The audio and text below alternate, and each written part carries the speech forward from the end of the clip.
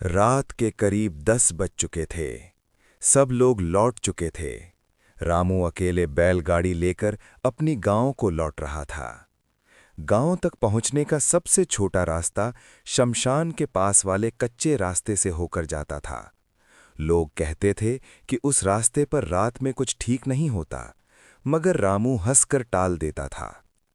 रात काली थी, चांद बादलों में छिपा हुआ, चारों ओर सन्नाटा। जैसे ही रामू शमशान के पास पहुंचा, अचानक उसे लगा कि कोई उसके पीछे चल रहा है। कौन है? उसने मुड़कर देखा, कोई नहीं।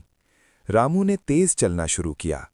तभी पीछे से घुंघरुओं की हल्की आवाज आई, टिन टिन टिन।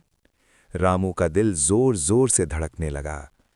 इस रास्ते पे तो कोई और आता ही नहीं, वो बुदबुदाया।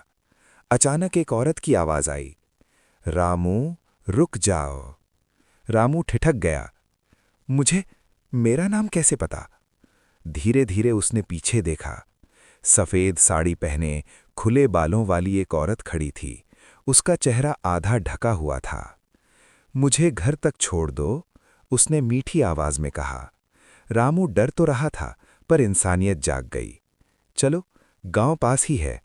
जैसे जैसे वे चलते गए, रामू ने महसूस किया कि उस औरत के पांव जमीन को छू ही नहीं रहे थे। पसीना छूट गया। अचानक उसे याद आया, गांव में सालों पहले इसी रास्ते पर एक औरत की मौत हुई थी, मेला से लौटते वक्त। रामू ने हिम्मत करके कहा, तुम इंसान नहीं हो। तभी उस औरत ने जोर से हंसना शुरू किया। उसका चेहरा अचानक भयानक हो गया। आंखें लाल, मुंह टेढ़ा, बाल हवा में लहराने लगे। अब तू मेरे साथ चलेगा, उसने चीख कर कहा। रामू ने जोर से हनुमान चालीसा पढ़ना शुरू कर दिया और पूरी ताकत से भागा। पीछे से चीखें आती रहीं, पेड़ हिलने लगे, हवा तेज हो गई। किसी तरह वो गांव के मंदिर तक पहुंचा। मंदिर की घंटी बजाते ही सब कुछ शांत हो गया। सुबह गांव वालों ने रामू को बेहोश हालत में मंदिर के सामने पाया।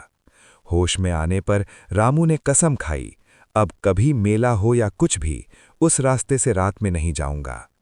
आज भी गांव के लोग कहते हैं, मेला से लौटते वक्त जो अकेला उस रास्ते से जाता है, वो औरत आज भी उसे बुलाती है।